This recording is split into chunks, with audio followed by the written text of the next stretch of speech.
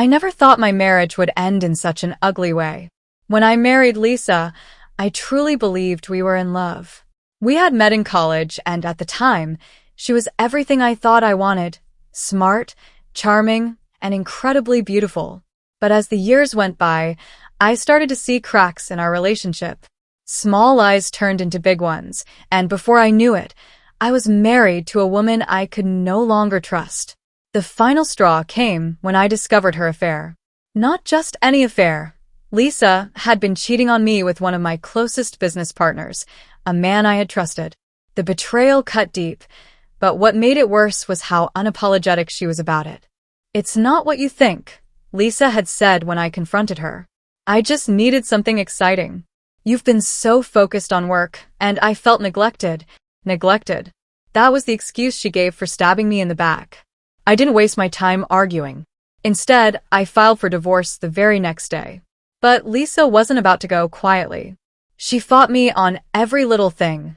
Our house, our savings, even my business, despite the fact that she had contributed nothing to it. She had always been good at playing the victim, and I knew she was trying to milk this divorce for everything she could. At first, I thought she was just being difficult for the sake of it, dragging things out, making me suffer. But over time, I started to suspect that she had something bigger planned. The way she acted during our meetings, the smirk she wore when she thought I wasn't looking, it was as if she knew something I didn't. Still, I kept my cool. I had built my business from the ground up, and I wasn't about to let her take what I had worked so hard for. My lawyer assured me that Lisa had no legal claim to anything substantial, and that with the evidence of her affair, the judge would likely rule in my favor. I was prepared for a long legal battle, but what I wasn't prepared for was the stunt she pulled at the final hearing. The day of our final divorce hearing, I walked into the courtroom feeling ready. My lawyer had assured me that Lisa's demands were unreasonable, and the judge would likely side with me.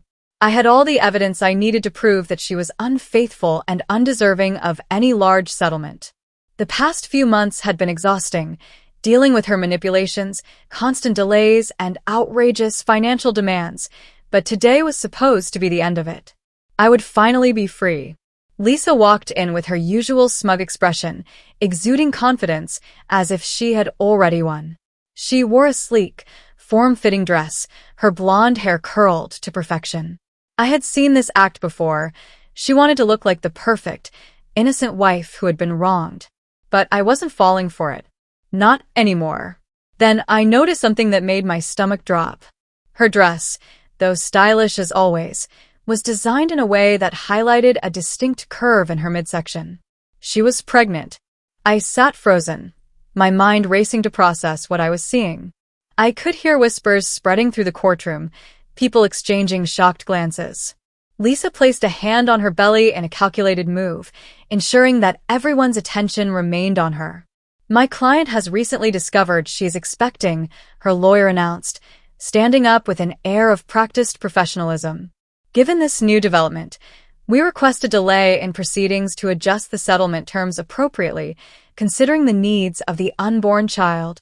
Lisa turned her gaze to me, her expression full of fake innocence and just the right touch of sadness. She was playing the role of the abandoned wife, the woman left to fend for herself while carrying my child. I clenched my jaw, my hands gripping the armrests of my chair.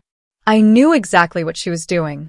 She wanted to make it look like I was the father so she could lock me into financial support for years to come. If the court believed her, I'd be on the hook for child support, money that she could use to fund her lifestyle long after the divorce was finalized. But Lisa had made a critical mistake. I stood up slowly, keeping my voice steady. "Your Honor, I would like to request a paternity test before any further discussions on financial support. I have reason to believe this child is not mine." Lisa's confident smirk faltered for a split second, but she recovered quickly. "That's ridiculous," she said, her tone dripping with fake outrage. "Of course the baby is yours. We were still married when—" "We haven't been intimate in over 6 months," I interrupted, my voice calm but firm. "And given the timing, that makes it impossible." Gasps echoed through the courtroom. Even Lisa's lawyer seemed caught off guard. Lisa's face twitched. She was trying to control her reaction, but I could see the panic creeping in. I turned to the judge, keeping my expression neutral. "I have text messages, Your Honor," I continued. Messages Lisa sent to the man she was having an affair with. Messages that not only confirm their relationship, but also indicate that they were planning to be together after our divorce. Lisa's lawyer glanced at her with clear frustration. It was obvious that she hadn't informed her own legal team about this little twist. The judge sighed, rubbing his temples before looking at Lisa.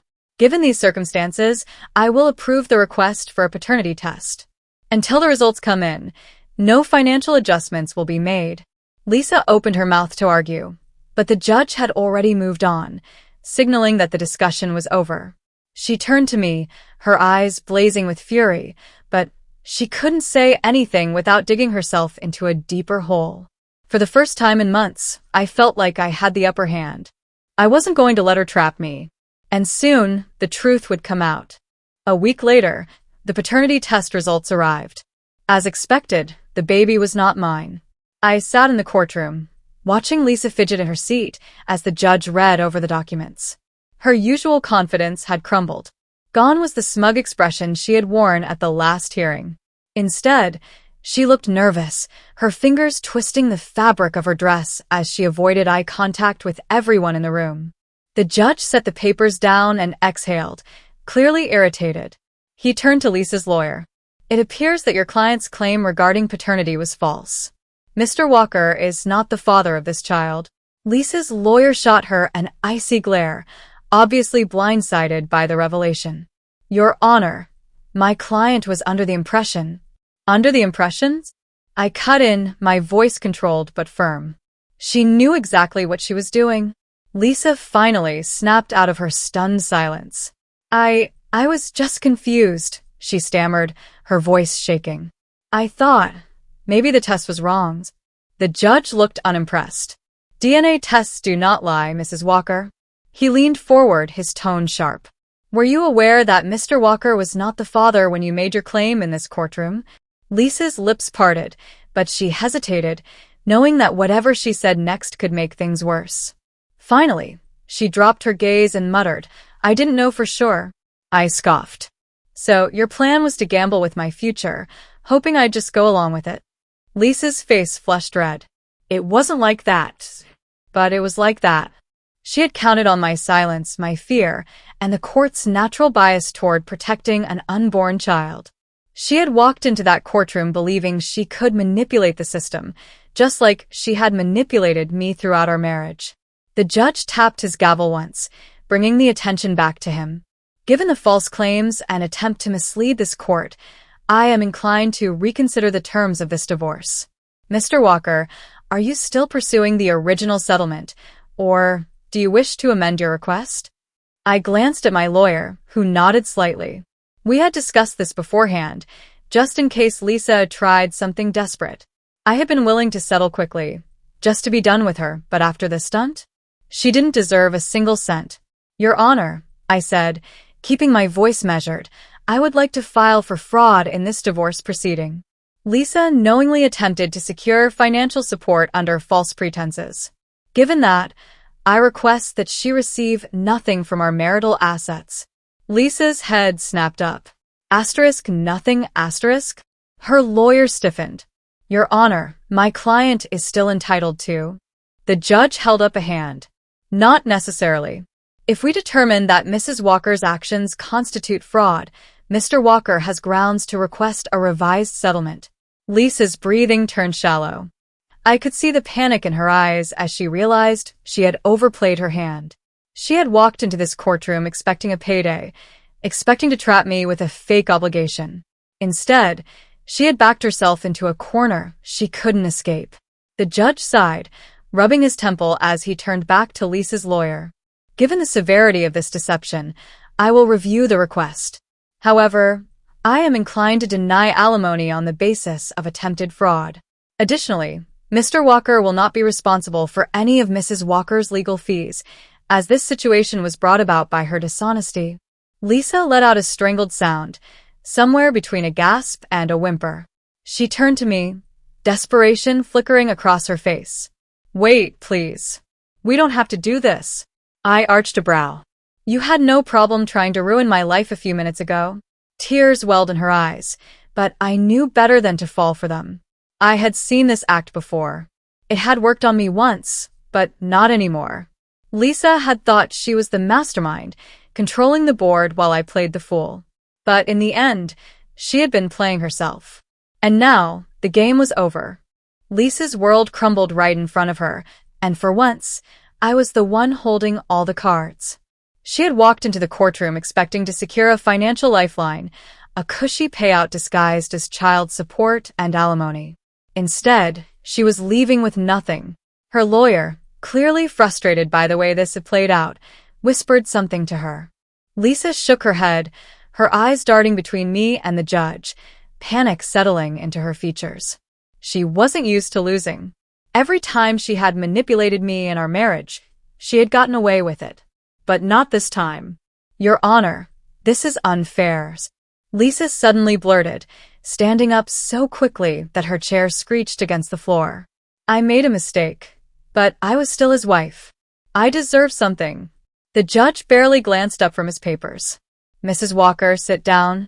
Her lawyer placed a hand on her arm, trying to get her to calm down, but she shrugged it off. She turned to me, her expression shifting from anger to forced vulnerability. Please, Adam, she pleaded, her voice trembling just enough to sound convincing. You don't have to do this. We had good years together. I know I messed up, but don't throw me away like this. I almost laughed. Throw her away? She had thrown me away the second she started sneaking around behind my back. She had chosen lies over loyalty, betrayal over love. And now she wanted me to act like none of it had happened? I leaned forward slightly, my tone quiet but firm. You made your choices, Lisa. Now you get to live with them. Her lip quivered, and for a second, I thought she might cry. Maybe part of her actually realized what she had lost, not just the financial security she was after, but the fact that she had burned the last bridge between us. The judge cleared his throat, preparing to deliver his final ruling. Given the evidence presented today and the fraudulent claim regarding paternity, I find no justification to award alimony to Mrs. Walker. Additionally, due to her attempt to deceive this court, I am denying any claim to Mr. Walker's assets. The divorce is finalized, and Mrs. Walker is entitled to nothing beyond what is legally hers from before the marriage. Lisa let out a strangled gasp, her hands gripping the edge of the table as if she could hold on to her last shred of control. Asterisk nothing asterisk, she whispered, her voice barely audible. Nothing, the judge confirmed. This case is closed. He banged his gavel, signaling the end of the hearing. For the first time in months, I felt an overwhelming sense of relief. It was over. Lisa sat there frozen, her mind likely scrambling for another scheme, another manipulation, another way to twist the situation to her advantage. But there was nothing left for her to twist. She had lost. I stood up, buttoned my jacket, and walked out of the courtroom without looking back. As I stepped outside into the fresh air, I took a deep breath, feeling lighter than I had in years. Lisa had spent our entire marriage playing games, thinking she could always come out on top. But in the end, her own greed had been her downfall. She thought she could trap me. She thought she could use a baby, asterisk someone else's baby asterisk, to secure a payout. But she had underestimated me. And now, she was the one left with nothing.